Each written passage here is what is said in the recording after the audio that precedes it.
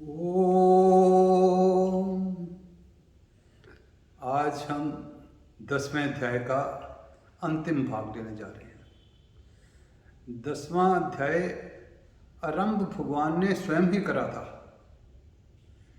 स्वयं ही भगवान ने बताना शुरू करा अर्जुन को, भूये महाबाहो शृणु में परम वचा। हे महाबाहो, मेरे परम वचन सुन। क्यों कि भगवान की उसके ऊपर भगवत कृपा थी। कृपा क्यों थी? हम सब पे भी भगवान की कृपा हो सकती है। कृपा का कारण क्या था? एक तो था कि भगवान को दूसरे अध्याय के 7वें श्लोक में ही उसने अर्जुन ने सरेंडर कर दिया था। कार्पण्य दोषो प्यक्त स्वभावा पृच्छामि त्वाम धर्म सम्मूढ़ चेता यश्रेया निश्चितम ब्रूहि तन्में शिष्यस्ते हम शादी माम तम प्रपन्नम। कि मैं आपका शिष्य हूँ, आप मेरे को जो मेरे लिए श्रेय है वो कहो। तो भगवत कृपा का पदार्पण हो सकता है जैसे अर्जुन पे भी हुआ, अगर हम भगवान को सरेंडर करें तो। सरेंडर करा हुआ था तो भगवान की कृपा से भगवान ने अपने आप ही उसको 10वें अध्याय में ज्ञान देना शुरू करा। फिर उसने भगवान की स्तुति करी। फिर निर्गुण ब्रह्म भी आप ही हो, सगुण साकार भी आप ही हो, साकार भी आप ही हो। आप मेरे को अपनी अलग अलग विभूतियाँ का वर्णन करो, आप कहाँ कहाँ हो। वो चाहता था, भगवान से उसने प्रश्न करा था कि कथम विद्या हम सांख्य, कि मैं कैसे कैसे आपकी पूजन कर सकूं, कैसे कैसे उपासना कर सकूं, किस किस रूप में उपासना कर सकूं। तो भगवान ने प्रसन्न होकर के भगवान ने कहा, मैं तुझे विभूतियाँ बताता तो हूँ, पर प्रधान प्रधान विभूतियाँ ही बता पाऊँगा, मैं सारी विभूतियाँ नहीं बता पा सकता, क्योंकि इनका कोई अंत ही नहीं है। तब जैसे पिछले सत्र में हमने कहा था कि अर्जुन को भगवान ने अपनी विभूतियाँ जो जो भी जहाँ जहाँ भी ऐश्वर्य वाली चीज़ है, जो बहुत बढ़िया लगने वाली है, पराकाष्ठा वाली है, वो बताई। पर बताई इसलिए कि भगवान की उसके ऊपर कृपा थी।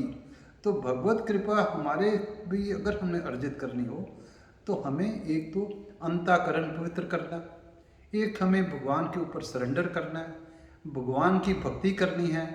भक्ति भी भगवान की, जैसे अर्जुन भी कर रहा था, एक तो स्थूल शरीर से भी भगवान को अर्पित कर देना है, सूक्ष्म शरीर से भी भगवान को ही, और कारण शरीर से भी।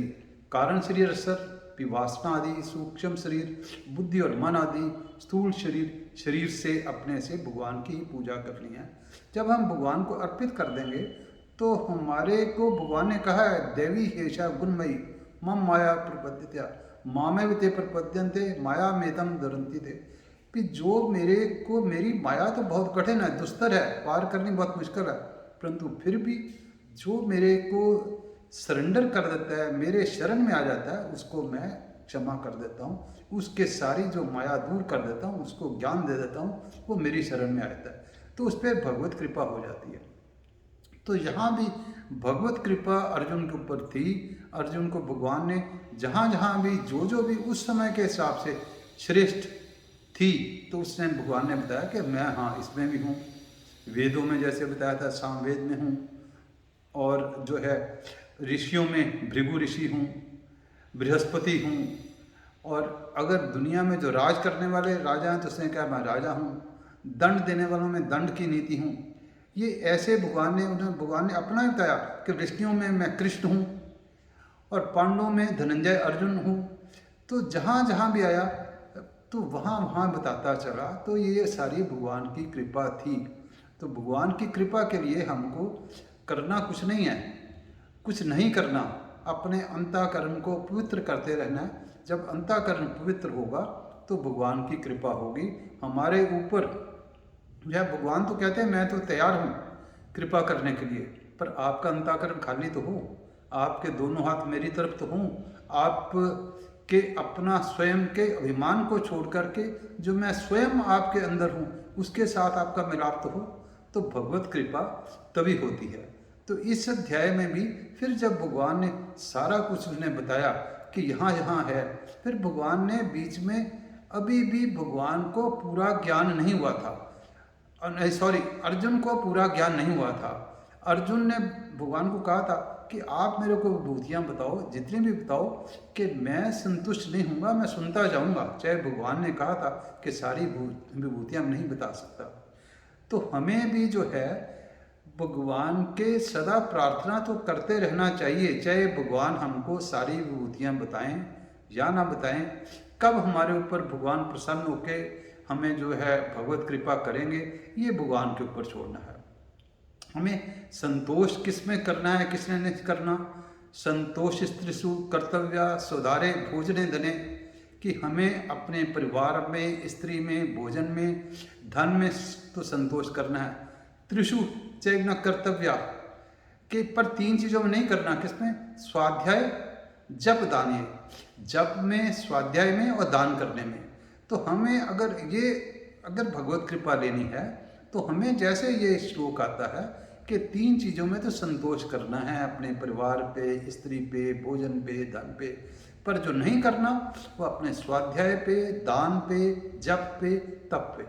तो ये कॉन्टिन्यूटी में रखना है। तो भगवान अर्जुन को इस अध्याय के माध्यम से सारा ही जो भी रूप बताया, पर अभी भी भगवान के बताने के बाद भी अर्जुन को पूरा ज्ञान नहीं हुआ। इसका तात्पर्य ये भी है कि जैसे कहते हैं कि युधिष्ठिर को बाकी पांडवों के साथ गुरु जी के पास गए थे, तो गुरु जी ने बताया कि क्रोध नहीं करना। तो दूसरे दिन पूछा पाठ याद हो गया, तो बाकी ने कहा याद हो गया, पर युधिष्ठिर को नहीं हुआ था। उसने कहा नहीं हुआ। तीसरे दिन फिर कहा, फिर कहना युधिष्ठिर ने कहा फिर नहीं हुआ। चौथे दिन फिर जब पूछा तो गुरुजी ने, तो युधिष्ठिर ने कहा नहीं हुआ। तो गुरुजी ने उसकी थोड़ी पिटाई करी। जब करी तो फिर उसने कहा अब याद हो गया। क्यों याद हो गया? कि उन्होंने कहा था कि क्रोध नहीं करना। अब अगर गुरुजी ने पिटाई भी करी तो उसको क्रोध नहीं आया। तो अर्जुन का भी ज्ञान अभी भी भगवान की कृपा करके भगवान बता रहे थे, पर अर्जुन का ज्ञान भी अभी अधूरा है, आगे बढ़ रहा है। अर्जुन को इसी में, हमारा भी ज्ञान ऐसा अधूरा ही है। इसी अध्याय में ही भगवान ने अपनी विभूतियों में बताया है कि मृत्यु भी मैं हूँ, द्यूत क्रिया में द्यूत भी मैं हूँ। तो प्राय ये प्रश्न उठता है कि द्यूत क्रिया में भगवान कैसे है? वो तो जुआ खेलना, छल नीति है। तो अक्सर भगवान सब जगह हैं, चाहे छल वाली नीति भी हो, भगवान है। भगवान के बिना कोई नहीं है। पर भगवान ने पहले अगर ये बताते हमको कि मृत्यु में भी हूँ, मैं जो जंगल में शेर है वो भी जैसे दूसरों को खा जाता उसमें भी मैं हूँ, या द्यूत विद्या में भी हूँ, तो हमको भरोसा नहीं होना था, हमारा उतना ज्ञान नहीं था। इसीलिए भगवान ने पहले सारी ये बताने के बाद तो फिर मृत्यु का भी उन्होंने उल्लेख करा कि मृत्यु में भी मैं हूँ। ये जो है मृत्यु भी अवश्यंभावी ही है। ये भी भगवान ही इसको करने वाले हैं, भगवान ही पैदा करने वाले हैं, भगवान ही पालने वाले हैं, भगवान ही मृत्यु लाने वाले भी हैं। मैं जामनगर में गया था, वहाँ जब देखने वाली चीज़ें पूछी लोगों से कौन कौन सा स्थल है, उन्होंने कहा कि यहाँ का शमशान घाट बहुत बढ़िया है। फर्स्ट स्टेज पे हमको लगता है शमशान घाट, पर देखा शमशान घाट बहुत बढ़िया था। तो अक्सर हमको ये जो ज्ञान रखना है कि शमशान घाट भी उतनी ही आवश्यकता है, उतना ही भगवान की देन है, जितना कि भगवान के द्वारा जन्म देना, उतना ही भगवान के द्वारा मृत्यु भी भगवान ने देनी है। तो अंत में भगवान ने इस अध्याय में फिर कहा कि जितना मर्जी करते चलो, मेरी विभूतियों का अंत है ही नहीं।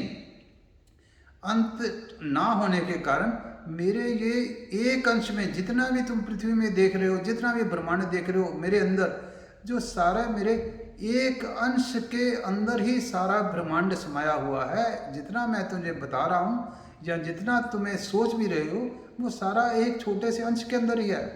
इसलिए तुझे क्या ज़रूरत है मेरे और विभूतियों को जानने की? इसमें भगवान ने 73 विभूतियाँ बताई हैं।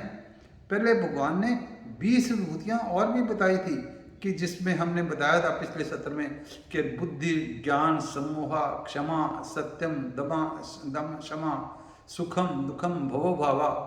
ये जो इस तरीके की भाव वाली वृत्तियाँ भी, विभूतियाँ भी भगवान की हैं, भगवान के द्वारा ही ये सारी मैनेज हो रही हैं। बाकी की विभूतियाँ भी भगवान की हैं, पर भगवान ने कहा कि संसार में कोई चीज़ भी ऐसी नहीं जिसमें मैं नहीं हूँ।